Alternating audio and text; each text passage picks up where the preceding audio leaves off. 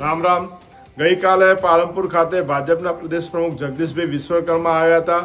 આવી અને બનાસકાંઠાના સાંસદ જ્ઞાનીબેન ઠાકોર અને વડગામના ધારાસભ્ય જિગ્નેશભાઈ મેવાણી ઉપર આક્ષેપો કર્યા। ત્યારે હું એમને કહેવા માંગુ છું, જ્ઞાનીબેન ઠાકોર સંસદ તરીકે તમામ સમાજના પ્રશ્ન, તમામ વર્ગના લોકોના પ્રશ્ન હંમેશા સંસદમાં ઉપાડ્યા છે। છેલ્લા 13-14 વર્ષથી કેન્દ્રમાં ભાજપની સરકાર છે, ગુજરાતમાં તમારા તમામ સાંસદો હોવા છતાં આજ સુધી કેમ ગાય માતા અને રાષ્ટ્રીય માતાનો દરજ્જો મળે એના માટે એક પણ તમારા સંસદ ના બોલ્યા।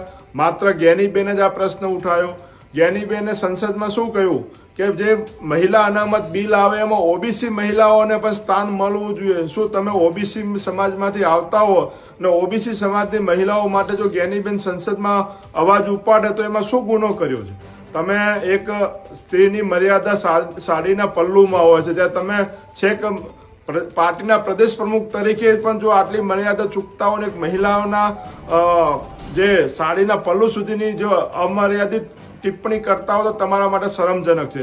જિગ્નેશભાઈ મેવાણી હોય તો પણ વડગામની અંદર કે સમગ્ર ગુજરાતના તમામ સમાજના પ્રશ્નો ઉપાડ્યા છે, લડે છે। વડગામની વાત કરીએ તો વડગામમાં પણ તાલુકા પંચાયત કોંગ્રેસની બની છે, જિલ્લા પંચાયતમાં પણ કોંગ્રેસની બહુમતી આવી છે। તમારો કદાચ વડગામના તમે પુત્ર હો તો વડગામમાં તો કોંગ્રેસની તાલુકા પંચાયત બની છે અને ચૂંટણીઓ હાર જીત થતી હોય પણ હાર જીતની અંદર તમે એટલા સત્તાના મદમાં આવી અને આવી અભદ્ર ટિપ્પણી ઠાકોર સમાજની દીકરી, ગરીબ સમાજની દીકરી ઉપર જો તમે આવી અભદ્ર ટિપ્પણી કરશો તો કોઈ સમાજ બનાસકાંઠાનો સહન નહીં કરે।